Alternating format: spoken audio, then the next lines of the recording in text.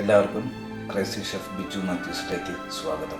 നിങ്ങൾ തേങ്ങാമുറി കണ്ടിട്ടുണ്ടോ? എല്ലാവരും നമുക്ക് തേങ്ങാമുറി ഉണ്ടാക്കിയൊരു തമാശ പറഞ്ഞാന്ന് വിചാരിച്ചു. മലബാർ ഭാഗങ്ങളിൽ 4 മണി പലഹാരമാണ് തേങ്ങാമുറി എന്ന് പറയുന്നത്. നമുക്കത് ഇന്ന് എങ്ങനെ ചെയ്യുന്നതെന്ന് കാണാം. എണ്ണ നന്നായിട്ട് തിളച്ചു തുടങ്ങി. 1.5 സവോള ഫൈനായിട്ട് ചോപ്പ് ചെയ്തത് ഇട്ട് കൊടുക്കാം. അതിനാവശ്യമുള്ള ഉപ്പും ചേർത്ത് നമുക്കിത് നന്നായിട്ട് വഴറ്റിയെടുക്കാം.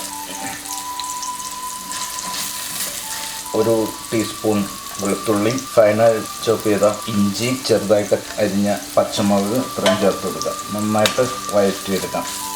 സവോള നന്നായിട്ട് വഴണ്ടു വന്നിട്ടുണ്ട്. അതിലേക്കൊരു 1/4 ടീസ്പൂൺ മഞ്ഞൾപ്പൊടി, 1/2 teaspoon garam masala, 1/2 teaspoon Kashmiri chilli powder ഇത്രയും ചേർത്ത് ശരിക്കും ഒന്ന് അതിൻ്റെ പച്ചമണം പോകുന്നവരെ ഒന്ന് വഴറ്റിയെടുക്കാം. ഇതിലേക്ക് നമ്മൾ ഒരു ഉരുളക്കിഴങ്ങ് തൊലിയെല്ലാം കളഞ്ഞ് വേവിച്ച് വെച്ച ഒരു ഉരുളക്കിഴങ്ങ് ചേർത്ത് കൊടുക്കാം. ഈ ഉരുളക്കിഴങ്ങൊക്കെ ഒന്ന് ഉടച്ച് നമുക്കിതൊന്ന് മിക്സ് ചെയ്തെടുക്കണം. ആ ഉരുളക്കിഴങ്ങും സവാളയും എല്ലാം നന്നായിട്ട് ഉടഞ്ഞ് ചേർന്നിട്ടുണ്ട്. ഇനി നമുക്ക് അടുത്ത സ്റ്റെപ്പിലേക്ക് പോകാം.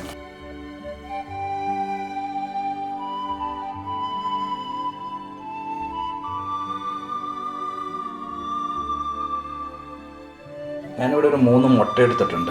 മുട്ട പുഴുങ്ങി അതിൻ്റെ തോടെല്ലാം കളഞ്ഞ് ഇവിടെ വെച്ചിട്ടുണ്ട്. ഈ മുട്ട നമുക്ക് ഓരോന്നും അതുപോലെ കുറച്ച് മൈദാപ്പൊടിയിൽ ഒന്ന് റോൾ ചെയ്തെടുക്കുക.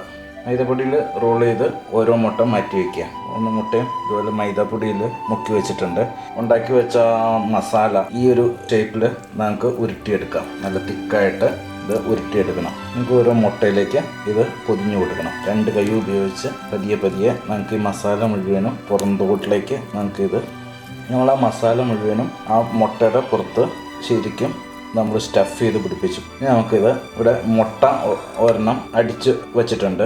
അതിലൊന്ന് റോൾ ചെയ്തെടുക്കണം. മൊത്തം ഒന്ന് റോൾ ചെയ്തെടുത്തിട്ട് നമ്മളിവിടെ ബ്രെഡ് ക്രംസ് വെച്ചിട്ടുണ്ട്. ഈ ബ്രെഡ് ക്രംസിൽ ഇതൊന്ന് റോൾ ചെയ്യാം. ശേഷം റോളും കൂടെ മുട്ട പതിപ്പിച്ചതിൽ മുക്കിയെടുക്കുക. വീണ്ടും നമ്മൾ ബ്രെഡ് ക്രംസിൽ ഒന്നോടെ ഒന്ന് റോൾ ചെയ്തെടുക്കുക. നമുക്കത് ഓരോന്നും മാറ്റി വയ്ക്കാം. അതിനുശേഷം ലാസ്റ്റ് എല്ലാം കൂടെ വറുത്ത് പോരാം.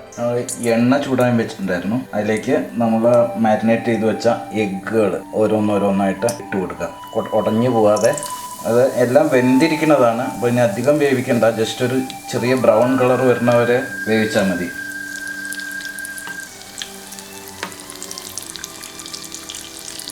ചെറിയൊരു ബ്രൗൺ കളർ വന്നിട്ടുണ്ട്. നമുക്കിത് ഒരെണ്ണം എടുക്കാം. അങ്ങനെ ഓരോന്നും ചേർത്ത് കൊടുക്കാം. നമ്മൾ 3 മുട്ടയും വറുത്തെടുത്തിട്ടുണ്ട്.